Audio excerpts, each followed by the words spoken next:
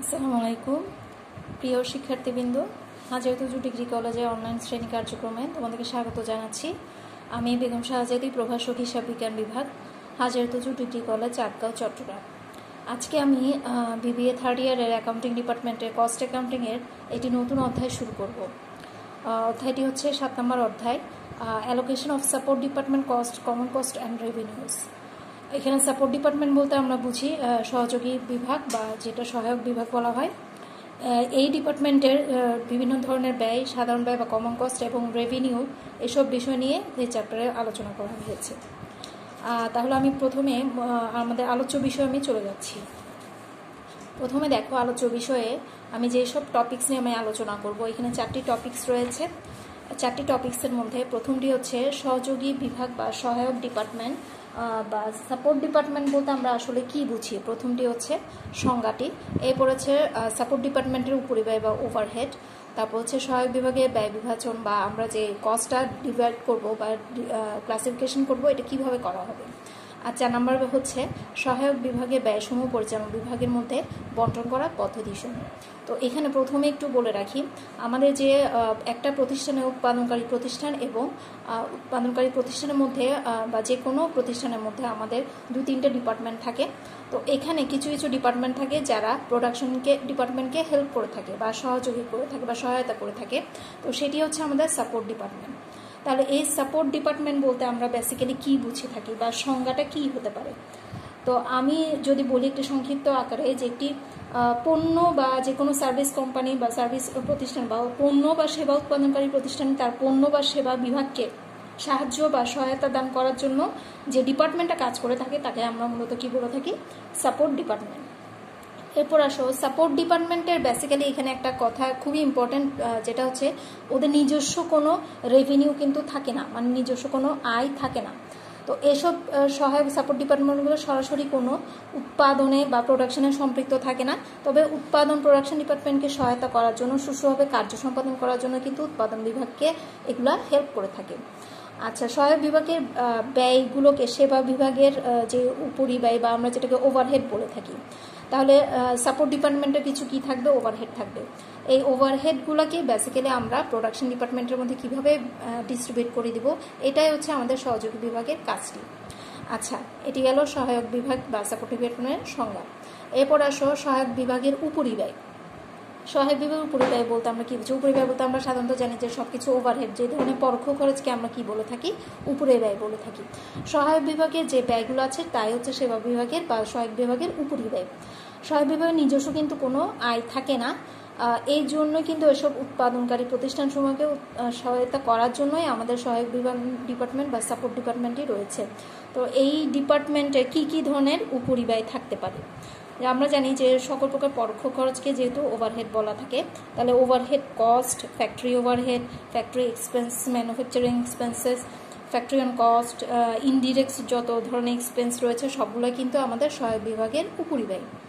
আচ্ছা, এই উপরিব্যয়গুলোকে আমি মোটামুটি আগের চ্যাপ্টারেও আমি তোমাদেরকে ওভারহেড নিয়ে আলোচনা করেছিলাম বলে তোমরা নিশ্চয়ই এটা সম্পর্কে সকলে জ্ঞাত থাকবে। 3 নম্বরে আসো সহায়ক বিভাগের ব্যয় বিভাজন। এখানে একটি কথা, ব্যয় বিভাজন। বিভাজন বলতে আমরা যে ডিভাইড বা ডিভার্সিফিকেশন যেটাকে বলে থাকি। তো এই বিভাজনে আবার 2টি জিনিস আছে, একটা হচ্ছে বিভাজন বা অ্যালোকেশন, আরটা হচ্ছে উপরিব্যয়ের বন্টন, যেটাকে বলা হয় অ্যাপর্শনমেন্ট। এখন আসো, বিভাজন কি আর বন্টনটা কি। বিভাজন হচ্ছে আমাদের যে কস্টগুলো থাকবে, আমরা ওই কস্টগুলো ব্যয় কেন্দ্র বা ব্যয় এককের মধ্যে ভাগ করে দিব। যেমন মনে করো, কারখানা যে ব্যয় বা যে সকল বিভাগগুলা ব্যয় কেন্দ্রের সাথে সংশ্লিষ্ট, তাহলে ওই বিভাগে চার্জ করাকে মূলত ব্যয়ের বিভাজন বলা হয়। আমি আরেকটু সংক্ষেপে বলি, একদম সংক্ষিপ্ত আকারে যদি বলতে পারি, বিভাগের খরচ সেই বিভাগে চার্জ করাকে মূলত ব্যয়ের উপরে ব্যয় বিভাজন বলা হয়। তাহলে কি বললাম, খুবই সংক্ষিপ্ত আকারে বললাম, বিভাগের খরচসমূহ ওই বিভাগে চার্জ করাকে কি বলা হয়, ব্যয় বিভাজন বা অ্যালোকেশন অফ ওভারহেড। আরটি হচ্ছে আমাদের উপরিব্যয়ের যে বন্টন বা অ্যাপর্শনমেন্ট যেটাকে বলা হয়, এটি হচ্ছে কি, একটি সাধারণ খরচ ব্যয় সুবিধা প্রাপ্তি অনুযায়ী বিভিন্ন বিভাগের মধ্যে ভাগ করে দেওয়া হয়েছে আমাদের অ্যাপর্শনমেন্ট বা বন্টন। মানে হচ্ছে আমি ওই কেন্দ্রে না করে আমি সাধারণ ব্যয় যে কমন কস্টের সুবিধাপ্রাপ্তি যেটা আছে, সুবিধাগুলো যেটা আছে আমরা বিভিন্ন বিভাগের মধ্যে ভাগ করে দেবো, সেটাকে বলা হয় অ্যাপোর্শনমেন্ট। এখন আসো, এই বিভাজনে আবার কয়টি পদ্ধতি আছে? দুটি। একটা হচ্ছে একক হার পদ্ধতি, একটা হচ্ছে দ্বৈত পদ্ধতি। একক হার বলতে আমরা সিঙ্গেল রেট বুঝি, আর দ্বৈত হার বলতে আমরা ডুয়েল রেট বুঝি। একক হার মানে কি? একক হার পদ্ধতি মানে হচ্ছে কারখানার যে আমাদের ফিক্সড কস্ট এবং ভেরিয়েবল কস্ট যা থাকে তাকে একটি মাত্র একক হারে পার ইউনিট রেট করে নির্ধারণ করবে, এটাকে বলা হয় একক হার পদ্ধতি। মানে এখানে একটা মাত্র রেট তোমাকে বের করে তারপর তুমি এই কাজটি করবে, এটাকে বলা হয় একক হার পদ্ধতি। এরপর আসো দ্বৈত হার পদ্ধতি। দ্বৈত হার পদ্ধতি মানে হচ্ছে আমার এখানে অবশ্যই কি থাকবে? দুটি থাকবে, মানে ডুয়েল রেট বলা হয়, এটাকে বলা হয় দ্বৈত হার পদ্ধতি। তো এখানে একটু বলি, একক হার পদ্ধতিতে যখন একটি মাত্র চার্জ নির্ধারণ করা হয় তার ভিত্তিতে ব্যয় নির্ধারণ করা যায়। অপরদিকে ডুয়েল রেটে কিন্তু আমাদের ফিক্সড কস্ট এবং ভেরিয়েবল কস্টগুলোর ব্যয়ের জন্য দুটি পৃথক ব্যয় নির্ধারণ করতে হবে, মানে দুটো থাকবে। যেহেতু দ্বৈত বলতে আমরা দুটো বুঝাচ্ছি, তাহলে আমাদের এখানে থাকবে দ্বৈত রেট পদ্ধতি। তাহলে বিভাজনের পথে বা অ্যালোকেশন হবে একক রেট পদ্ধতি, আর হচ্ছে দ্বৈত হার পদ্ধতি। এরপর আসো, সহায়ক বিভাগের ব্যয়সমূহ পরিচালনা ব্যয়ের মধ্যে বন্টন করা পদ্ধতি। বেসিক্যালি আমার এই চ্যাপ্টারের মেন যে কাজটা সেটা হচ্ছে আমাদের সাপোর্ট ডিপার্টমেন্ট কস্টগুলো আমরা কীভাবে অপারেটিং ডিপার্টমেন্ট বা প্রোডাকশন ডিপার্টমেন্টের মধ্যে কীভাবে আমরা ডিস্ট্রিবিউটটা করে দিব, এটা হচ্ছে আমাদের মূল পদ্ধতি। তো এখানে আসো, আমাদের 4টি পদ্ধতি আছে। একটা হচ্ছে ডিরেক্ট মেথড, একটা হচ্ছে স্টেপ ডাউন মেথড, একটা হচ্ছে রেসিপ্রোকাল মেথড, আর হচ্ছে ওভারভিউ মেথড। তো এখানে প্রথমে বলে রাখি, ডিরেক্ট মেথড, তারপর হচ্ছে স্টেপ মানে এই 4টি পদ্ধতির মধ্যে সবচেয়ে বেশি আমাদেরকে যে সলিউশনটা করতে হবে সেটা হচ্ছে রেসিপ্রোকাল মেথডের মধ্যে। আবার এই রেসিপ্রোকাল মেথডের মধ্যে দেখো 3টি পদ্ধতি আছে। একটা হচ্ছে রিপিটেড ডিস্ট্রিবিউশন মেথড, যেটাকে বলা হয় পৌনঃপুনিক বন্টন পদ্ধতি। একটা হচ্ছে সিমালটেনিয়াস ইকুয়েশন মেথড, আর একটা হচ্ছে ট্রায়াল অ্যান্ড এরর মেথড। তো এখানে 4টির মধ্যে যেহেতু আমাদের সবগুলো লাগবে না, তারপরও আমি প্রথমে একটু করে ডিটেলস একটু বুঝিয়ে দেব। তারপর আমাদের যে পদ্ধতিতে আমাদের ম্যাথগুলো সবচেয়ে বেশি আসে, আমি ওই পদ্ধতিতে একটি ম্যাথ দেখিয়ে দেব। তাহলে আসলে প্রথমে আমরা ডিরেক্ট মেথডটাকে একটু বলি। এখানে হচ্ছে সাপোর্ট ডিপার্টমেন্ট বা আমাদের সার্ভিস ডিপার্টমেন্ট যেগুলো থাকে, ওগুলোর ব্যয়কে সরাসরি আমরা উৎপাদন বিভাগের মধ্যে বন্টন করে দিব, যেটাকে বলা হয় ডিরেক্ট মেথড বা ধাপ পদ্ধতি। তাহলে আমরা কি করব? সরাসরি যখন আমরা প্রোডাকশন ডিপার্টমেন্টের মধ্যে বা অপারেটিং ডিপার্টমেন্টের মধ্যে ভাগ করে দিব, তাকে বলা হয় কি ডিরেক্ট মেথড। এরপর আছে স্টেপ ডাউন মেথড, যেটাকে আমরা ক্রমধাপ বা ধাপ আকারে যেটাকে করা হয় ব্যয়গুলোকে, সেটাকে বলা হয় ক্রমধাপ পদ্ধতি বা স্টেপ ডাউন মেথড। প্রথমে যে সেবা বিভাগের ব্যয় সর্বাপেক্ষা বেশি, মানে যে ডিপার্টমেন্টের কস্টটা সবচেয়ে বেশি হতো, অথবা যে বিভাগ বেশি সংখ্যক সেবা বিভাগকে সেবা দান করে থাকে, তার খরচ অন্যান্য প্রোডাকশন এবং সাপোর্ট ডিপার্টমেন্টের মধ্যে বন্টন করা হয়। তাহলে এখানের মধ্যে একটা জিনিস তোমাকে খেয়াল রাখতে হবে, সেটা হচ্ছে কোন ডিপার্টমেন্টের খরচ সবচেয়ে বেশি, তাহলে এটাকে বলা হয় স্টেপ ডাউন মেথড। এভাবে অন্যান্য সেবা বিভাগের ব্যয় আমরা আস্তে আস্তে ধাপে ধাপে ভাগ করে দেবো, এটাকে বলা হয় স্টেপ ডাউন মেথড। এরপর আসো রিসিপ্রোকাল মেথড, যেটা আমাদের সবচেয়ে ইম্পর্টেন্ট বা পারস্পরিক সেবা পদ্ধতি। এই পদ্ধতিতে তোমার যে কাজটি করতে হবে, কোনো সাপোর্ট ডিপার্টমেন্ট অন্যান্য সাপোর্ট ডিপার্টমেন্টকে সেবা গ্রহণ করতে পারে, বা অথবা অন্য কোনো সাপোর্ট ডিপার্টমেন্টকে সেবা দিতেও পারে। এই পদ্ধতিতে তোমার সহায়ক বিভাগসমূহের যে উপরিব্যয় বা ওভারহেডটা থাকে, এটা কিন্তু তুলনামূলক একটু জটিল কাজ। এক্ষেত্রে আমাদের যে ইন্টারনাল যে ডিপার্টমেন্টগুলো থাকে, তখন এই বিষয়টাকে মাথায় রেখে আমাদের 3টি পদ্ধতি তারা বিবেচনা করেছে। প্রথমটি হচ্ছে রিপিটেড ডিস্ট্রিবিউশন মেথড, যেটা আমরা প্রথমে একটি অঙ্ক এটার মাধ্যমে করব। তারপর হচ্ছে সিমালটেনিয়াস ইকুয়েশন মেথড, আরটি হচ্ছে ট্রায়াল অ্যান্ড এরর মেথড। তো প্রথমে আসো, রিপিটেড ডিস্ট্রিবিউশন মেথড বলতে যেটাকে আমরা বলি পৌনঃপুনিক, মানে বারবার হবে। এই পদ্ধতিতে হচ্ছে আমাদের সাপোর্ট ডিপার্টমেন্টের মোট ব্যয়কে আমরা অন্যান্য সাপোর্ট ডিপার্টমেন্ট এবং অন্যান্য প্রোডাকশন ডিপার্টমেন্টের মধ্যে বারবার করে ভাগ করতে থাকবো, যতক্ষণ না পর্যন্ত আমাদের সাপোর্ট ডিপার্টমেন্টের ব্যয়টা 0 হয়। তার মানে কি, সাপোর্ট ডিপার্টমেন্ট যদি দুটো থাকে, মনে করো এম আর এন, এবং অন্যান্য প্রোডাকশন ডিপার্টমেন্ট আছে মনে করো ABC, তাহলে একটা এম মানে হচ্ছে একটা সহায়ক বিভাগ এম ডিপার্টমেন্টের ব্যয়টা কিন্তু এন সহ অন্যান্য সকল ডিপার্টমেন্টের মধ্যে ভাগ করে দিতে হবে, যতক্ষণ পর্যন্ত আমার এম এবং এন ডিপার্টমেন্টের মানে সাপোর্ট ডিপার্টমেন্টের ব্যয়টা 0 না হচ্ছে। এটাকে বলা হয় পৌনঃপুনিক বন্টন পদ্ধতি। যতক্ষণ 0 হবে না ততক্ষণ আমরা এটাকে ডিস্ট্রিবিউট বা বন্টন করতে থাকবো। এটাকে বলা হয় পৌনঃপুনিক বণ্টন পদ্ধতি। এরপর আসো সিমালটেনিয়াস বা সহ সমীকরণ। এটা আমাদের একটা বীজগণিত একটা পদ্ধতি, যেহেতু আমরা সহ সমীকরণ পদ্ধতিটা আমরা আগেও করেছিলাম। একটা বীজগণিত সহ সমীকরণের সূত্রের মাধ্যমে অন্যান্য সেবা বিভাগের ব্যয়সমূহকে আমরা একটি সেবা বিভাগের ব্যয়ের মধ্যে নির্ধারণ করে এটা আবার উৎপাদন বা প্রোডাকশন ডিপার্টমেন্টের মধ্যে ভাগ করে দেব। আর এটা আমাদের হচ্ছে সিমালটেনিয়াস বা সহ সমীকরণ পদ্ধতি। এরপর আসো ট্রায়াল অ্যান্ড এরর মেথড। এটা আমরা খুব পুরনো একটি মেথড, যেটাকে আমরা ভুল শুধরানো পদ্ধতি বলে থাকি।